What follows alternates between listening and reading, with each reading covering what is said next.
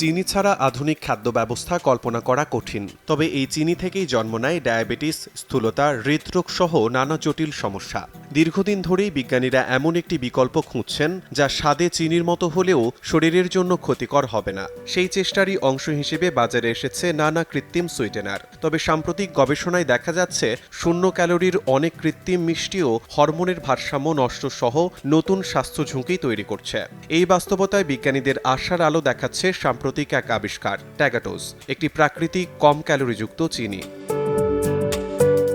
ট্যাগাটোজ স্বাদের দিক থেকে সাধারণ চিনির প্রায় 92% মিষ্টি হলেও এতে ক্যালোরি মাত্র 1/3 মতো। সবচেয়ে গুরুত্বপূর্ণ বিষয় হল এটি খেলে রক্তে ইনসুলিনের মাত্রা হঠাৎ বেড়ে যায় না। ফলে ডায়াবেটিস বা রক্তের শর্করার ঝুঁকিতে থাকা মানুষের জন্য এটি ভবিষ্যতে কার্যকর বিকল্প হয়ে উঠতে পারে।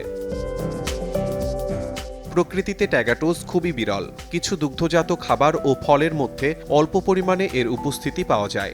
সাধারণ চিনি বা কৃত্রিম সুইটেনারের তুলনায় এটি স্বাস্থ্যসম্মত, কারণ শরীরে এটি ভিন্ন পথে ভাঙে। গবেষণায় দেখা গেছে ট্যাগাটোজের বড় অংশ বৃহদান্তে গাঁজন প্রক্রিয়ার মাধ্যমে ভেঙে যায় এবং ক্ষুদ্রান্ত দিয়ে অল্প পরিমাণে রক্তে শোষিত হয়। এ কারণেই ইনসুলিনের উপর এর প্রভাব কম। তবে যাদের ফ্রুক্টোজ সহ্য হয় না তাদের ক্ষেত্রে এটি খাওয়ার সময় সতর্কতা প্রয়োজন। যদিও যুক্তরাষ্ট্রের খাদ্য ও ঔষধ প্রশাসন এবং বিশ্ব স্বাস্থ্য সংস্থা ট্যাগাটোজকে সাধারণভাবে নিরাপদ হিসেবে স্বীকৃতি দিয়েছে। আরেকটি উল্লেখযোগ্য দিক হল দাঁতের স্বাস্থ্য।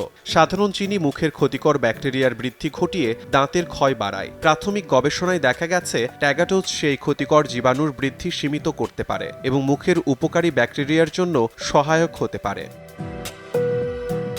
খাদ্যশিল্পের দৃষ্টিকোণ থেকে ট্যাগাটোজ গুরুত্বপূর্ণ। অনেক কৃত্রিম সুইটেনারের মতো এটি শুধু পানীয়েই সীমাবদ্ধ নয়, বরং ট্যাগাটোজ দিয়ে বেক করা খাবারও তৈরি করা সম্ভব। বিস্কুট, কেক সহ নানা বেকারি পণ্যে এটি ব্যবহার করার সুযোগ থাকায় এর বাণিজ্যিক সম্ভাবনাও অনেক বেশি।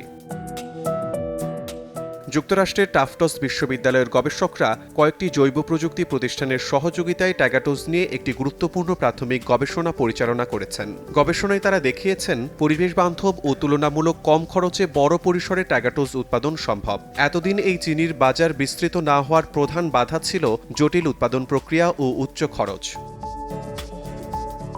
গবেষণায় ব্যাকটেরিয়ার ভেতরে বিশেষ এনজাইম ব্যবহার করে ট্যাগাটোজ উৎপাদনের একটি নতুন পদ্ধতি উদ্ভাবন করেছেন। স্লাইম মোল্ড থেকে পাওয়া একটি এনজাইমের মাধ্যমে সাধারণ গ্লুকোজকে ধাপে ধাপে ট্যাগাটোজে রূপান্তর করা সম্ভব। এই পদ্ধতিতে উৎপাদনের সাফল্যের হার প্রায় 95% পৌঁছেছে, যা আগের প্রযুক্তির তুলনায় এটি উল্লেখযোগ্য অগ্রগতি। ট্যাগাটোজ নিয়ে সাম্প্রতিক গবেষণায় স্পষ্ট করে দিচ্ছে স্বাস্থ্যসম্মত মিষ্টির বিকল্প খোঁজার পথে বিজ্ঞান অনেক দূর এগিয়েছে।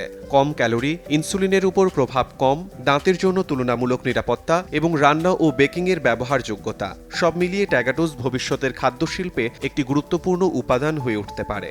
যদিও এটি এখনও ব্যাপকভাবে বাজারে আসেনি, বরং উৎপাদন প্রক্রিয়া আরও উন্নয়নের অপেক্ষায়। তবু ডায়াবেটিস ও স্বাস্থ্য সচেতন মানুষের জন্য ট্যাগাটোজ হতে পারে একটি আশাব্যঞ্জক প্রাকৃতিক ও টেকসই সমাধান। শিমুল হোসেন, সময় সংবাদ।